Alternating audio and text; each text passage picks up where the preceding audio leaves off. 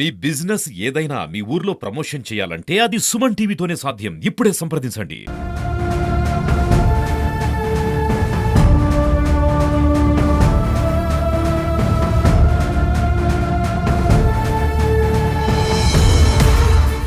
Hello, welcome to Suman TV. మనం ప్రస్తుతం ఇక్కడ కాకినాడ జిల్లా తుని నియోజకవర్గం తేటగుంట గ్రామంలో ఉన్నాం. అయితే తేటగుంట గ్రామానికి సంబంధించి ప్రభుత్వ రంగ బ్యాంక్ ఏదైతే ఉందో ఆ బ్యాంకులో భరోసా ఇవ్వాల్సిన బ్యాంకే ప్రజలకు వెన్నుపోటు పొడుస్తుందని ఇక్కడ ప్రజలందరూ కూడా ఎంతోమంది బంగారం పెట్టినటువంటి ఇక్కడ రైతులు కానీ ఏదైతే వ్యాపారాలు చేసుకునే వాళ్ళు వీళ్ళందరూ కూడా ఇక్కడ ఉన్నారు. అయితే వీళ్ళు సంవత్సరం క్రితం ఇంతకు ముందు ఏదైతే లోన్కి బంగారం ఇక్కడ బ్యాంకులో కుదువ పెట్టారో ఈ పెట్టిన బంగారం ఇక్కడ తీరా ఇప్పుడు వచ్చి చూసేసరికి బంగారం 3 వస్తువులు పెడితే అందులో ఒక వస్తువు మాత్రమే ఉంది. ఆ వస్తువు కూడా మీకు చూపించాం. మీరు లోన్ అమౌంట్ తీసుకురండి, ఆ వస్తువు 15 రోజుల తర్వాత 20 రోజుల తర్వాత ఇస్తామని చెప్పడం జరుగుతుంది. అయితే అలా జరిగిన ప్రతి ఒక్కరు కూడా ఇక్కడ కంగుతున్నారు. చూడొచ్చు, ఎంతోమంది బాధితులు ఇక్కడ అందరూ కూడా ఉన్నారు కెనరా బ్యాంక్లో. అయితే మేనేజర్ గారు చెప్పడం అయితే ఇక్కడ ఏమి జరగలేదని చెప్పారు ఫస్ట్. ఇప్పుడు అడిగితే సుమారుగా 157 వస్తువులు సుమారుగా పోయాయని కూడా చెప్పడం జరుగుతుంది. అయితే ఈ వస్తువులకు సంబంధించి ఏదైతే ఉందో ప్రతి ఒక్కరి దగ్గర ఒక లెటర్ అనేది రాతపూర్వకంగా తీసుకోవడం జరుగుతుంది. ప్రతి ఒక్కరి దగ్గర కూడా ఇక్కడ లెటర్ రాతపూర్వకంగా తీసుకుని మీ వస్తువులు ఏవైతే ఉన్నాయో ఆ వస్తువులు ఒక నెల రోజులు లేకపోతే 20 రోజులు టైం ఇవ్వండి. ఈ 20 రోజుల్లో వస్తువులు ఉంటే మీకు ఇస్తాం, వస్తువులు లేకపోతే ఆ వస్తువులకి ఆ రోజు రేటు ఎంతైతే ఉందో ఆ రేటుకి కట్టి మీకు డబ్బులు ఇస్తామని చెప్పడం జరుగుతుంది. ఆ మాట విన్న వెంటనే ఇక్కడ అందరూ కూడా ఖాతాదారులు అందరూ కూడా ఒక ఇదికి గురయ్యారు మొత్తం అందరూ కూడా. అయితే చాలామంది ఖాతాదారులు ఉన్నారు, మాట్లాడదాం ఒకసారి. అసలు ఏం జరిగింది ఇక్కడ, ఏం చెప్తున్నారు మీకు మేనేజర్? నేను డాక్టర్ రాము, తుని మండల ఎంపీపీ. ఈరోజు అనుకోకుండా ఒక 10 రోజుల క్రితం బ్యాంకులో సమ్ మిస్చీఫ్ జరిగింది, గోల్డ్ లోన్ విషయం మా దృష్టికి రావడం జరిగింది. సో అది మేము కూడా ఒక బాధితులమే. ఈరోజు మేనేజర్ గారి వివరణ తీసుకోవడం కోసం మేము రావడం జరిగింది ఇక్కడ. అయితే నేను వచ్చేటప్పటికే లెటర్స్ తీసుకోవడం జరుగుతుంది. ఆ లెటర్స్లో ఉన్నటువంటి సారాంశం ఏంటంటే, వస్తువులు ఏదైతే గతంలో ఇక్కడ బ్యాంకులో బంగారం కుదువు పెట్టి ఆ రోజు లోన్ తీసుకున్నటువంటి వస్తువులు ఏదైతే ఉన్నాయో ఆ వస్తువులో ఒక్కొక్క వస్తువు మిస్ అయింది అని చెప్పేసి చెప్పడం జరిగింది. కానీ ఇక్కడ తీరా చూస్తే దాన్ని పూర్తిగా డీటెయిల్స్ ఇవ్వమంటే గత 2 రోజులు బట్టి కూడా డీటెయిల్స్ ఇవ్వలేదు. ఈ రోజు నుంచి డీటెయిల్స్ ఇవ్వడం జరుగుతుంది. కానీ వాళ్ళు చెప్పేది ఏంటంటే, ఏదైతే వస్తువు మిస్ అయిందో, ఎవరైతే ఇక్కడ మిస్లీడ్ చేశారో, ఎవరైతే ఇక్కడ దాని కారు కూడా అయితే ఎవరైతే ఉన్నారో వాళ్ళని గుర్తించాం సార్. మేము 15 రోజుల్లో దాని మీద ఎంక్వైరీ పెట్టి ఆ వ్యక్తి చేత ఎక్కడైనా సరే ఇక్కడ జరిగినటువంటి మిస్చీఫ్ని ఏదైనా ఆ వస్తువు మిస్ అయితే ఎక్కడైనా దొరికితే ఆ వస్తువు వేరే బ్యాంకులో పెట్టడం జరిగితే మన వస్తువు మీ వస్తువు మీకు ఇచ్చేస్తాం అని చెప్పడం జరిగింది. అదే కాకుండా ఒకవేళ వస్తువు కనుక మిస్ అయితే ఆ వస్తువు యొక్క ప్లేస్లో ఇప్పుడున్నటువంటి మార్కెట్ వాల్యూని కట్టడం అనేది జరిగింది. దానికి ఇమీడియట్గా నేను అగ్రీ చేయలేదు. కారణం ఏంటంటే వాళ్ళు చెప్పేది ఏంటంటే ఒకటే చెప్తున్నాం, ఏదైనా వస్తువు కొనుక్కుంటే సాధారణంగా ఈరోజు మార్కెట్లో ప్రతి వస్తువుకి కూడా మనకి వ్యాట్, జిఎస్టీ, మేకింగ్ ఛార్జెస్ అనేది కామన్గా తీసుకుంటున్నారు. అవన్నీ తీసుకున్న తర్వాత ఇక్కడ బంగారం అనేది కుదవబెట్టడం జరుగుతుంది. కాబట్టి మా యొక్క ప్రధానమైనటువంటి డిమాండ్ ఏంటంటే, అతి త్వరలో నెల రోజుల లోపులోనే ఏదైతే వస్తువు మిస్ అయిందో ఆ వస్తువు దొరికితే మాకు ఇవ్వాల్సిందిగా, లేని పక్షాన వస్తువు యొక్క ఎట్ ప్రజెంట్ మార్కెట్ యొక్క వెయిట్ని బట్టి market rate plus VAT, GST, making ఛార్జెస్తో ప్రతి బాధితుడికి కూడా ఇక్కడ చెల్లింపు చేయాలని నేను మేనేజర్ గారిని విన్నవించడం జరిగింది. ఆయన 2-3 రోజుల్లో ఐఆర్ అఫీషియల్స్తో మాట్లాడి బుధవారం లక్షవారంలో మాకు ఒక మంచి న్యూస్ చెప్తానని చెప్పడం జరిగింది. సరే, ఇటువంటి సంఘటన జరగడం అనేది దురదృష్టకరం. ప్రతి వస్తువు కూడా ప్రతి వ్యక్తికి కూడా ఎమోషనల్గా కనెక్ట్ అయ్యేటువంటి ఆడవాళ్ళకి ఇంపార్టెంట్. కాబట్టి మేము సాధ్యమైనంత తొందరగా దాన్ని రికవరీ చేయాలని కోరాం. కానీ మేనేజర్ గారు కూడా మా ఐఆర్ ఆఫీసులతో మాట్లాడతామని జరిగింది.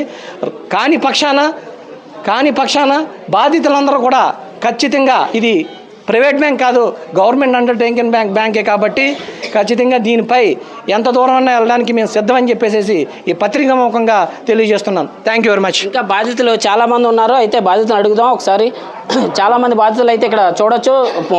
అప్పుడే 10 రోజుల నుంచి కూడా వీళ్ళందరూ కూడా బ్యాంకుల చుట్టూ తిరుగుతూ మా బంగారాన్ని ఒకసారి మాకు చూపించండి సార్ అని చెప్తూ ఉంటే, లేదమ్మా మీ డబ్బులు పూర్తిగా కడితేనే మీ బంగారాన్ని ఇస్తామంటున్నారు.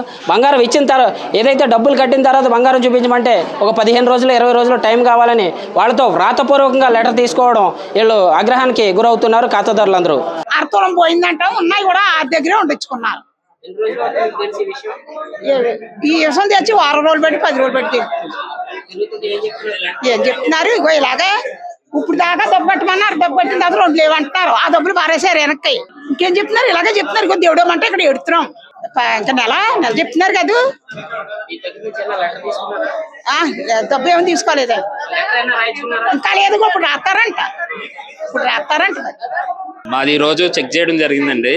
చెక్ చేస్తే ఆ నక్లెస్ ఒకటి మిస్ మ్యాచ్ అని చెప్తున్నారు. దాని ప్లేస్ లో ఉంగరం ఒకటి, చైన్ ఒకటి ఉన్నట్టుగా చూపిస్తున్నారు. మాదేమో నక్లెస్ పెద్ద వస్తువు అది.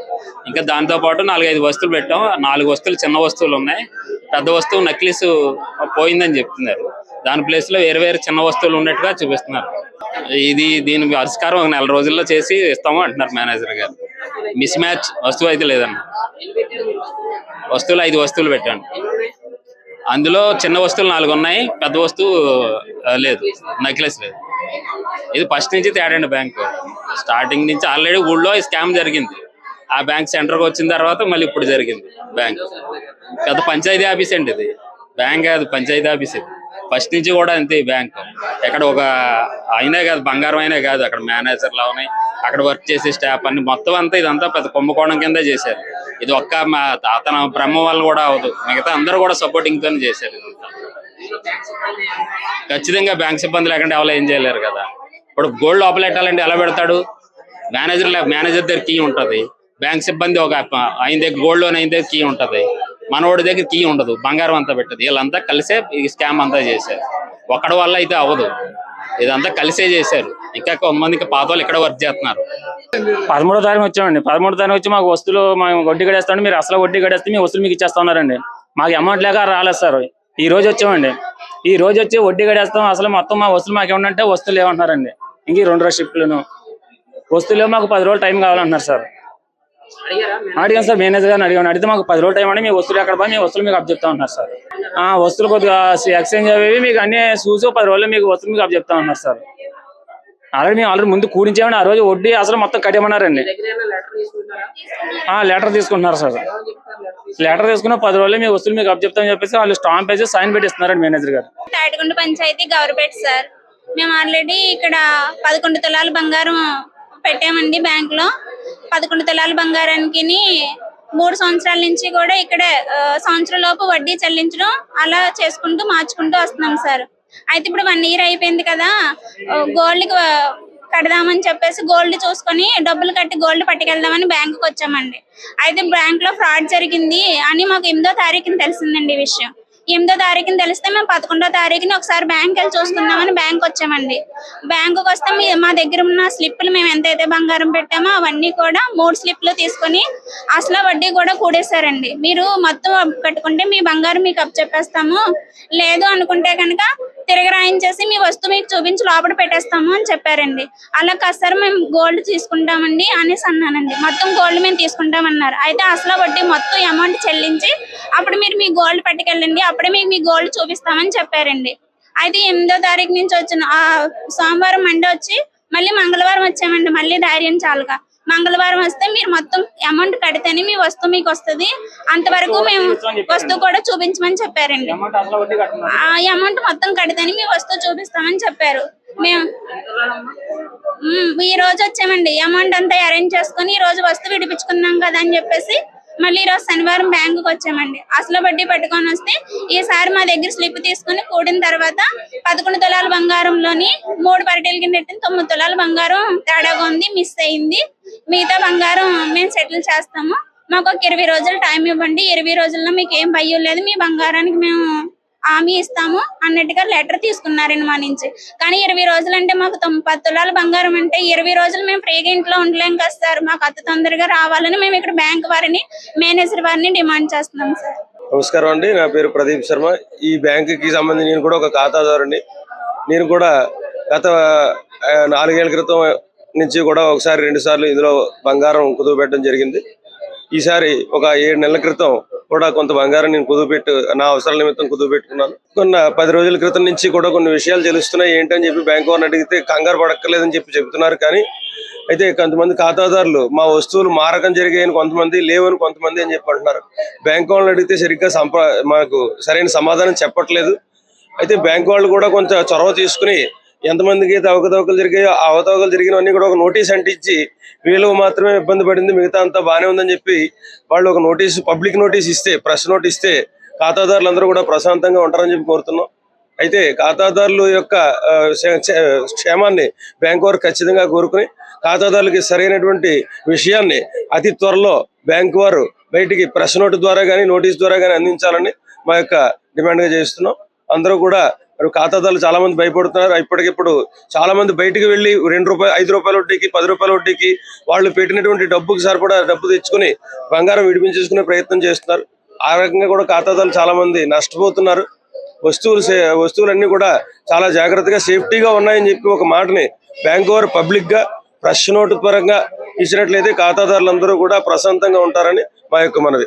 ఏదైతే బ్యాంకు దగ్గర ఉన్నటువంటి సిబ్బంది ఏదో అప్రైజర్ చేసిన ఒక పనికి ఇక్కడ బ్యాంక్ సిబ్బంది అంతా కూడా ఇక్కడ రికవరీ చేసే పనిలో పడ్డారు. అయితే ఎంతమంది ఉన్నారు, ఎంతమంది ఈ ఫ్రాడ్లో జరిగింది, ఎంతమందికి ఈ బంగారం అనేది కనిపించకుండా పోయింది అనే దానికోసం ఇప్పుడు చెప్పడానికి, అలాగే ఎటువంటి భరోసా ఇస్తున్నారు ఖాతాదారులందరికీ అనే దానికోసం మేనేజర్ అయితే మనతో ఉన్నారు. ఒకసారి మాట్లాడదాం. సార్, ప్రజలకి మీరు ఈ ఖాతాదారులకి ఎలాంటి భరోసా ఇస్తారు? సుమారు ఎంతమంది ఖాతాదారుల నుంచి ఎంత బంగారం అనేది రికవరీ చేయడం జరుగుతుంది? మా యొక్క ఖాతాదారులందరికీ, అంటే తేటకొండ గ్రామ ప్రజలకి, అలాగే చుట్టుప్రక్కల గ్రామ ప్రజలకి అందరికీ కూడా బ్యాంక్ తరపుని, బ్రాంచ్ తరపుని నేను ఒక భరోసా ఇవ్వదలుచుకున్నాను. ఏంటంటే బంగారము నిజంగా మీరు అనుకున్నట్టుగా కొంచెం జరిగింది. అయితే మా దగ్గర 3,000 మంది ఖాతాదారులు ఉన్నారు బంగారం లోన్ తీసుకున్న వాళ్ళు. ఈ 3,000 మందిలో చెప్పుకోవాలంటే 150 మంది, 160 మంది మధ్యలో ఉన్నారు. ఏది బాధితులు 150 మంది దగ్గర ఉన్నారు బాధితులు. ఈ బాధితుల్లో కొంతమంది ఏమైందంటే వస్తువులు మిస్ మ్యాచ్ అయినాయి. అంటే పూర్తిగా లేకపోవడం కూడా కాదు, వేరే వస్తువు దాంట్లో ఉండడం. అంటే ఒక ప్యాకెట్లో ఉండవలసిన వస్తువు ఇంకో ప్యాకెట్లో, ఇంకో ప్యాకెట్లో ఉండాల్సిన వస్తువు ఇంకో ప్యాకెట్లో ఉంది. కనుక మేము ఇమ్మీడియట్గా కస్టమర్కి మేము అందజేయలేకపోతున్నాము. ఎందుకు అంటే ఆ ప్యాకెట్ కనుక ఇస్తే ఈ కస్టమర్ ఒప్పుకోడు. నెక్స్ట్ ఇంకో కస్టమర్ వస్తాడు, అది నాది వేరే వాళ్ళకి ఎందుకు ఇచ్చారని అడుగుతారు. కాబట్టి ఆ ప్యాకెట్స్ని ఏదైతే ప్రాబ్లమ్గా ఉన్నాయో ఆ ప్యాకెట్స్ని మేము కొద్ది రోజుల్లో, అంటే ఒక నెల రోజుల్లో రిజాల్వ్ చేయాలని, ఈ ఇష్యూని మేము సానుకూలంగా పరిష్కరించాలని మేము తీసుకుంటున్నాము. అంతేకాదు మరి మా సోదరులు ఎంపీపీ సభ్యులు తుని తరపుని మరి వాళ్ళు అడిగిన కొన్ని ప్రశ్నలు వేశారు. వారే కాదు, ఇంక కొంతమంది వచ్చారు ముందుగానే. ఏంటంటే వాళ్ళు వేసిందంటే ఒకవేళ వస్తువు లేకపోతే జిఎస్టీ, వ్యాట్, అలాగే మేకింగ్ ఛార్జీలు వీటి పరిస్థితి ఏంటని అడిగారు. దానికి కూడా నేను మరి మా పై అధికారులతో మాట్లాడాల్సి ఉంది. ఇంకొకటి, ఇది సెంట్రల్ గవర్నమెంట్ బ్యాంకు కాబట్టి మీకు అనుకూలంగా ఉంటుందని నేను అనుకుంటున్నాను, భావిస్తున్నాను. ఇదే విషయాన్ని కూడా నేను కూడా మాట్లాడతాను.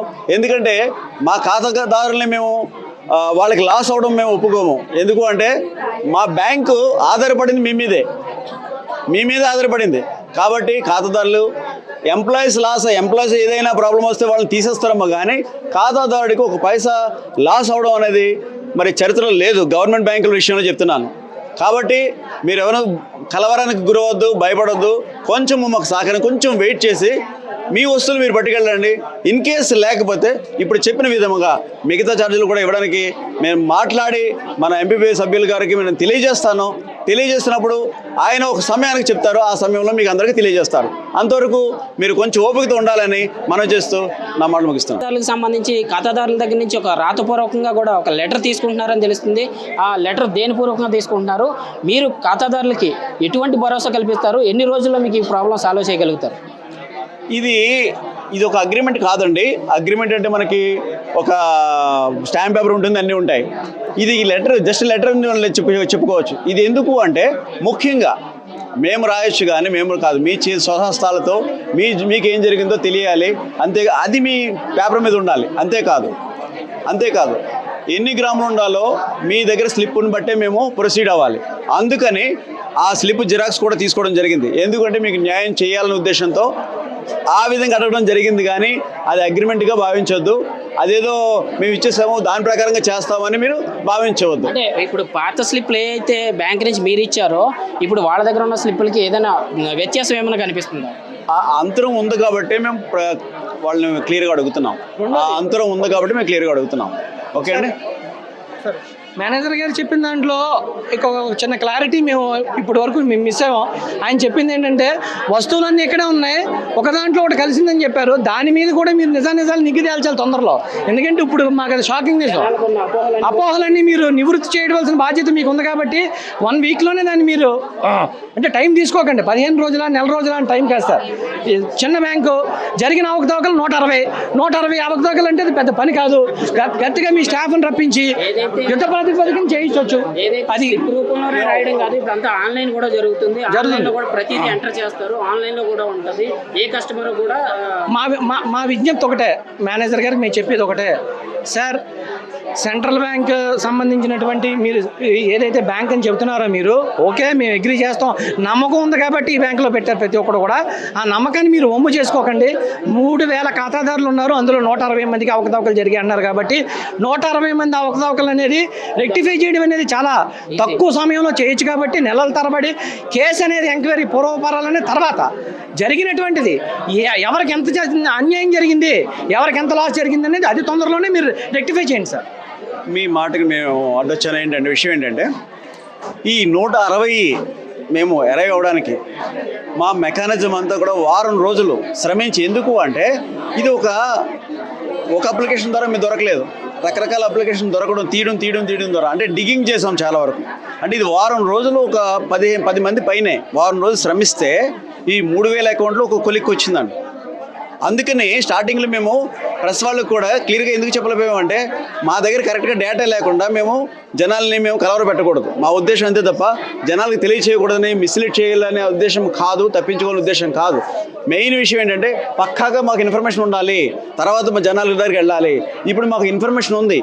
ఏంటి 160 మంది లేదా 180 మంది ఆ ఎంతమంది అయితే ఉందో అంతమంది ఇన్ఫర్మేషన్ తీసుకోవడం కోసం మా యొక్క స్టాఫ్ సిబ్బంది చాలా శ్రమించారు. రాత్రి 10 గంటలు 11, 1 గంట వరకు మేము పనిచేసాము. ఒక కొలిక్కి వచ్చాము. ఇంచుమించు ఆ లిస్ట్ ప్రకారం ఎవరికి ఎటువంటి పరిస్థితుల్లో గ్రామం కూడా తగ్గే పరిస్థితులు లేదు. ఓకే సార్, మేము రిక్వెస్ట్ ఒకటే సార్, అతి తొందరలోనే కేసుని క్లియర్ చేస్తాం. As early as possible we will do it our level best and we resolve the issue maximum immediately. Okay, సుమారుగా 160 మంది ఖాతాదారులు ఉన్నారంటున్నారు. లిస్ట్ 160 సుమారుగా. ఆ లిస్ట్ ఏదైనా మీరు బయట పెట్టగలరా?